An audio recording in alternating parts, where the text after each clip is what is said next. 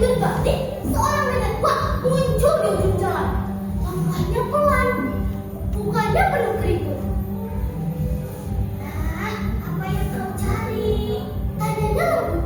Lima menatap nenek itu. Apakah nenek kehilangan emas?